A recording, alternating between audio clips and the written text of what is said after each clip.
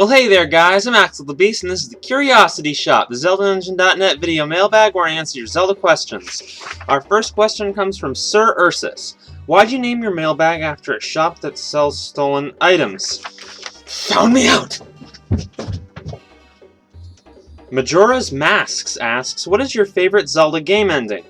For this, I actually like a lot of the Zelda game endings. I think that they all have a certain amount of, they have a lot of style, a lot of, emotion to them, usually. I'd say if I had to pick a favorite one, I'd probably pick the Wind Waker or Skyward Sword. Skyward Sword is a bit tricky because most of my favorite stuff is just before the actual ending. You could pretty much consider the ending as mostly just Fi, Link placing the Master Sword, Fi going away, etc., and Link and Zelda at the Sealed Grounds. That's pretty much the ending. Depending on what you mean. The stuff about the ending that I like is the battle stuff that happens just before with the Maias. So if that's the case, if that's what you mean, that the stuff after the final battle, then I'd probably say the Wind Waker, because I really like the stuff with the King of Hyrule and all the other stuff relating to that ending and the kind of new beginning future. I guess another one could. I was gonna mention Spirit Tracks, but that's the same case with Skyward Sword. It's the final battle stuff I like. So yeah, I'd say the Wind Waker for sure. Tell me your guys's though. The winner of the most self-contradictory username award goes to the Fearfully Unafraid, and he asks, how would you feel if Nintendo gave the next Legend of Zelda a Final Fantasy XIII kind of vibe with the CGI and voice acting and the lengthy cutscenes? I feel that it could be amazing if done correctly. Certainly it could be amazing if done correctly. I'm not sure that the long cutscene part is a great fit for Zelda. I mean, Skyward Sword did this a bit, and indeed, Skyward Sword's kind of an example of what you're talking about minus the voice acting. Because it really was a cutscene and story-heavy game, even if the story wasn't really handled much differently from the other Zelda games. So I think Skyward Sword's sort of an example of that, minus the voice acting. But I don't think the idea of having tons and tons and tons of text and cutscenes or whatever, just lots of storytelling, is a great fit for the series, because Zelda is largely gameplay-driven, and in my opinion should stay that way, because a lot of the growth is item-based, a lot of the, if it is driven by encounters through the encounters in the dungeons, going through the overworld and finding your way. It's kind of gameplay driven, and I think it should stay that way, so I don't think it should be drowned with cutscenes. But I think voice acting would work for that kind of thing, and doing something along those lines, maybe not that far, kind of like how Skyward Sword did, that could be very cool. Girahim and the Gang asks, what's your opinion on having more expansive side quests within future games of the series? For example, some kind of group you can get involved in, like the Thieves Guild or others in Skyrim, which have its own semi-boss at the end of the storyline. Basically, expanding the side quests already in place in the Zelda series. What do you think of this? Well, I don't know about comparing it to Skyrim, but I do like the idea of having more elaborate side quests, I guess. I think Zelda usually does pretty well in this, but expanding it, sure, side content is great when it's really elaborate, and I think that expanding it could be a good idea. It's interesting you mentioned the idea of, a guild or whatever, because I actually thought that's what they should have done in Skyward Sword. I mean, I like Batru, but I think they should have dropped him in the Gratitude Crystal thing, and done the same thing with, that's your job as a knight, going around helping people and solving their weird little problems. I think that would have been an ideal situation for Skyward Sword, and I think that that's what they should have done instead of the Gratitude Crystal thing for helping people. I think, things like this where you help groups happen in the Zelda series. It's happened before, a lot, especially with some of the lengthy side quests, but they could expand it, sure. Yeah, I wouldn't mind that. Robin K. Wessy asks, why is Ganon green? It's so incredibly ugly. Well, actually, he's not green. Maybe he's a little bit on his model in Ocarina of Time. I wasn't able to verify that, but the rest of his appearances, including in Ocarina of Time's artwork, he doesn't actually have green skin. It just looks that way because of the contrast with the red hair. He usually has, just dark gray, a gray or a dark brown skin. He's just dark skin. He's not green skin. As for ugly, I guess it's a matter of opinion. In some games he's ugly, and some I think you mostly just consider him incredibly macho. Which, of course, I'm not into that, but, I've met several females who are quite into Ganondorf, so I wouldn't necessarily say he's ugly, at least not objectively. Arab Disaster asks, you've said you like the music playing style in Skyward Sword better than games like Ocarina of Time, that it's more of a gameplay mechanic, that the harp is better because you don't have to memorize button patterns. I didn't necessarily say you have a problem with memorizing button patterns, it's just that the button patterns had no valid application in the gameplay. Carrying on with the question. I thought Harp sequences were rather boring, but I liked how it felt like a minigame. I like the Ocarina is because you can make your own music with it along with memorizing the game's tunes. Maybe Nintendo could combine the styles? Yeah, definitely. I think that the styles aren't uncompatible. I think it'd actually be rather easy to make it so you could input buttons, and then you also have to actually play them in a rhythm and in a proper order and a proper timing for like a minigame section, like the plot points where you have to play the songs maybe, or where you learn them or whatever. And that'd be almost like the Parappa the Rappa or Jam or Lammy games in a way. So I think that's yeah, I think they could definitely combine it. I think it would turn out very well. I think that's actually an ideal idea. I don't value the customization element too much, but it would be a nice compromise and it would be quite fun. J Shelled 18 asks, in the original Legend of Zelda, the silver arrow is needed to kill Ganon, but in the other Zelda games, the Master Sword is the only thing that can kill him.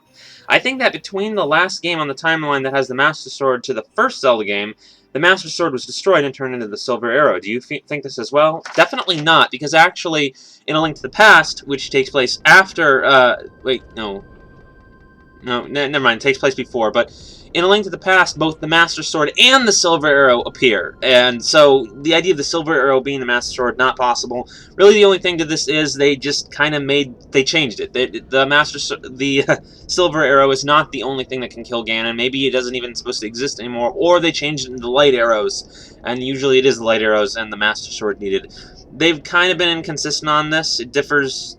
So there's no set answer on this. Generally, in the modern game, maybe it's a retcon. In the modern games, it tends to be Master Sword specifically, but sometimes they throw in the light arrows, which you can consider the silver arrows. Who knows? You know, it's kind of weird.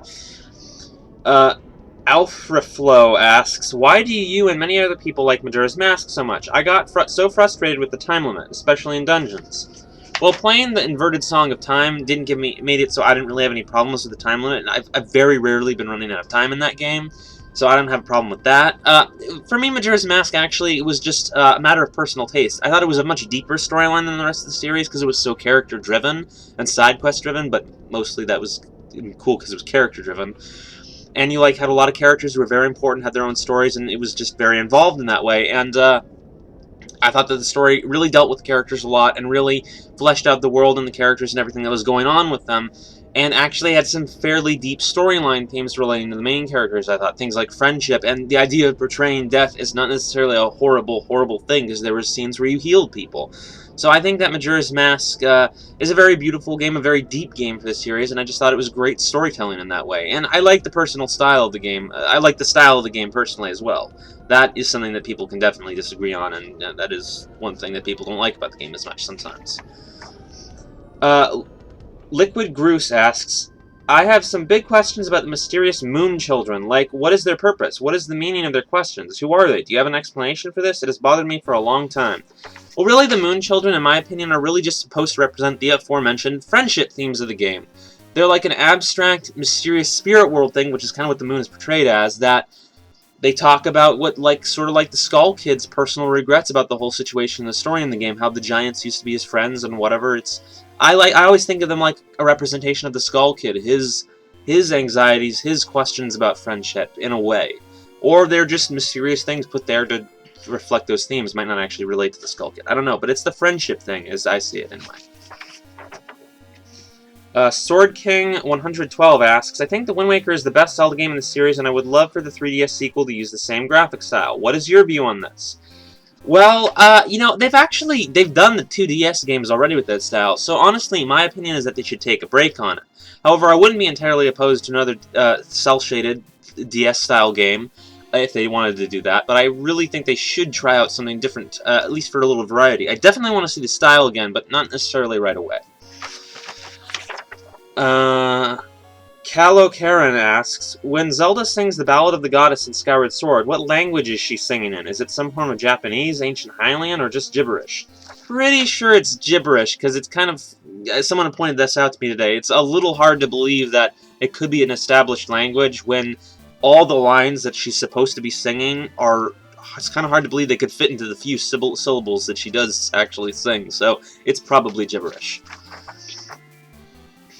Link's Shadow 48 asks, why can't any other Link in the franchise use the Skyward Strike? This is an honest, annoying it's just a video game answer, but really it's just that they hadn't designed the Skyward Strike yet, because Skyward Sword is the latest game in latest game in release order. So, but there actually is the fact that the Sword Beam appeared in multiple other Zelda games, dating way back. So if you want, the Skyward Strike was originally basically made as a new Sword Beam, so you could really just say that the Skyward Strike is the Sword Beam, so there are links that use it. You know, if you want to go that way on it, you probably could. Alright, last question. Octorok asks, since there are many reincarnations of Link that span over many years, wouldn't there have to be at least a couple reincarnations of Zelda? Those characters and their progression along the timeline are actually very different. And in fact, Link isn't necessarily stated to be a reincarnation. They say something along the lines of, the spirit of the hero will rise again or whatever, and that's what Demise is, you know, trying to attack. With his curse. So really, even Link isn't necessarily reincarnating. They're different Links. You could decide that they're reincarnations, but there is actually nothing that states this for certain. And the case with the Zeldas is they're actually descendants of one another. That's how they still have the holy power, because they're descendants of the goddess. You know, they have the blood of the goddess, and it keeps going along the timeline and along the bloodline until, you know, they all still have the mystical power. And that's all there is to say on that, really. Neither of them are necessarily reincarnations. It's just that they just a bunch of different Links and Zeldas. Alright guys, that's it for this time. Be sure to send your questions to the contact page in the description, and I'll see you guys later.